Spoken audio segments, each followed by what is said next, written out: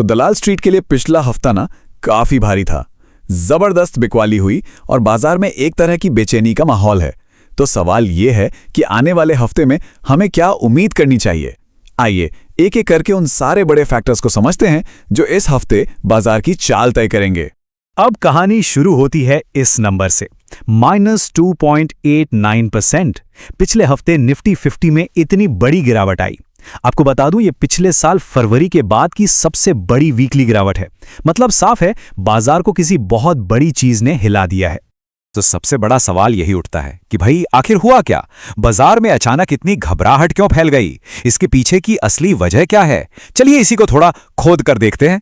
तो देखिए, पहली बात तो यह है कि मार्केट पर जो प्रेशर है ना, वो जबरदस्त है और हर तरफ से आ रहा है। सिर्फ निफ्टी ही नहीं, सेंसेक्स भी करीब 3% नीचे था। पर जो ज्यादा जरूरी बात है वो ये कि ये गिरावट किसी एक दो सेक्टर में नहीं थी, ये थी चौतरफा बिकवाली। मतलब छोटे बड़े हर सेक्टर में शेयर धड़ाधड़ बेचे जा रहे थे। और देखिए, जब ऐसा होता है ना, तो ये किसी गहरी बड़ी चिंता की तरफ इशारा करता है। और यही गहरी चिंता हमें ले जाती है दूसरी वजह पर, और शायद इस पूरी कहानी की सबसे अहम वजह पर, एक नया जियोपॉलिटिकल संकट। जी हां, इस सारी उथल-पुथल की जड़ है मिडिल ईस्ट, जहां अमेरिका, इजराइल और ईरान के बीच एक नया कॉन्फ्लिक्ट शुरू हो गया है। अब देखिए, ग्लोबल मार्केट्स ना ऐसी किसी भी बड़ी टकराव की खबर पर हमेशा बहुत सेंसिटिव होते हैं, और इस बार भी बिल्कुल वैसा ही हो रहा है। अब इस टेंशन का सीधा असर पड़ा है स्ट्रेट ऑफ हॉर्मुज पर। ये वो अहम समुद्री रास्ता है, आप इसे एक तरह की पतली गली समझ लीजिए, जहां से दुनिया का करीब 20% यानी हर 5 में से 1 बैरल तेल यहीं से गुजरता है।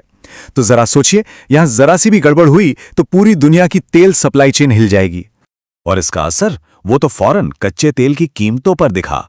ब्रेंट क्रूड का दाम उछलकर सीधा $95 प्रति बैरल के पास पहुंच गया। ये कई महीनों का सबसे ऊंचा लेवल है, और इसने दुनिया भर के बाजारों में टेंशन की एक नई लहर दौड़ा दी है। अब सवाल यह है कि इससे भारत को क्या फर्क पड़ता है? फर्क बहुत बड़ा पड़ता है, क्योंकि हमारी इकोनॉमी को चलाने वाली आधी से ज्यादा एनर्जी, 50% से भी ज्यादा कच्चा तेल इसी एक तंग रास्ते से होकर आता है। तो तेल महंगा होने का सीधा मतलब है हमारे यहां महंगाई बढ़ सकती है और ग्रोथ की रफ्तार धीमी पड़ सकती है। अच्छा, जियोपॉलिटिक्स तो है ही, पर इसके अलावा भी बाजार की नजर इस हफ्ते आने वाले कुछ बड़े इकोनॉमिक डेटा पर भी टिकी रहेगी। ये डेटा भी मूड को बना या बिगाड़ सकता है। तो इस हफ्ते ना 3 बड़ी इकोनॉमीज से इंपॉर्टेंट डेटा आने वाला है। अमेरिका से आएगा जीडीपी और महंगाई का आंकड़ा, जो तय करेगा कि वहां का सेंट्रल बैंक, फेडरल रिजर्व, आगे क्या करता है। फिर चीन से भी महंगाई का डेटा आएगा। और हां, हमारे लिए सबसे जरूरी, भारत का फरवरी का रिटेल इन्फ्लेशन का नंबर आएगा। इस पर सीधा सीधा आरबीआई की नजर होगी कि ब्याज दरें घटानी है, बढ़ानी है या वैसी ही रखनी है। तो इस पूरे अनिश्चितता वाले माहौल का इन्वेस्टर्स के मन पे क्या असर हो रहा है? क्या वो डरे हुए हैं? चलिए पता करते हैं। हां, डर तो बिल्कुल है। जो फॉरेन इन्वेस्टर्स हैं, यानी एफआईआईज, वो इस वक्त रिस्क ऑफ मोड में हैं। इसका मतलब बस इतना सा है कि वो फिलहाल कोई रिस्क नहीं लेना चाहते और इंडियन मार्केट से अपना पैसा निकाल रहे हैं। और इसी बात को जियोजित इन्वेस्टमेंट्स के वीके विजय कुमार और पुख्ता करते हैं। उनका मानना है कि जब तक मिडिल ईस्ट में हालात साफ नहीं होते और तेल की कीमतें नीचे नहीं आती, तब तक विदेशी निवेशकों की बड़ी वापसी की उम्मीद करना मुश्किल है। अब बाजार में इस डर और बेचैनी को नापने का एक मीटर भी होता है। इसे कहते हैं इंडिया विक्स। कुछ लोग इसे फेयर इंडेक्स या डर का मीटर भी कहते हैं, और ये मीटर इस वक्त बिल्कुल रेड जोन में है। VIX इंडेक्स पिछले हफ्ते 19.88 पर बंद हुआ। ये पिछले साल मई के बाद का सबसे हाई लेवल है। और VIX जब भी इतना ऊपर जाता है ना, तो इसका मतलब ये होता है कि बाजार को आने वाले दिनों में और भी ज्यादा उठापटक की आशंका है। और जरा इस नंबर पर गौर कीजिए, +45.08%। सिर्फ एक हफ्ते में विक्स 45% से ज्यादा उछल गया। ये दिखाता है कि मार्केट में घबराहट कितनी तेजी से बढ़ी है। रातों रात सेंटिमेंट बदल गया है। तो इन सारी बातों को ध्यान में रखते हुए आने वाले हफ्ते में आखिर किन चीजों पर सबसे ज्यादा नजर रखनी चाहिए?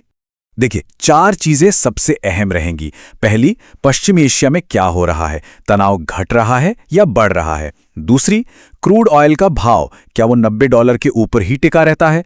तीसरी, अमेरिका, चीन और भारत से आने वाले महंगाई के आंकड़े। और चौथी और आखिरी बात, FIIs का पैसा, वो बाजार में आ रहा है या बाहर जा रहा है। ये 4 चीजें ही मार्केट का डायरेक्शन तय करेंगी। लेकिन इस सारी घबराहट और बिकवाली के बीच ना एक दूसरा नजरिया भी है। जियोजित इन्वेस्टमेंट्स के ही विनोद नायर का मानना है कि ऐसे माहौल में जब बाजार गिरता है तो वो लॉन्ग टर्म के इन्वेस्टर्स के लिए अच्छी कीमतों पर मार्केट में एंट्री करने का एक मौका भी हो सकता है। और यहीं पर आकर हम इस हफ्ते के सबसे बड़े सवाल पर रुकते हैं। जियोपॉलिटिक्स की वजह से जो बाजार हिचकोले खा रहा है, उसमें ये घबराने का वक्त है या फिर धैर्य रखकर सही मौके का इंतजार करने का?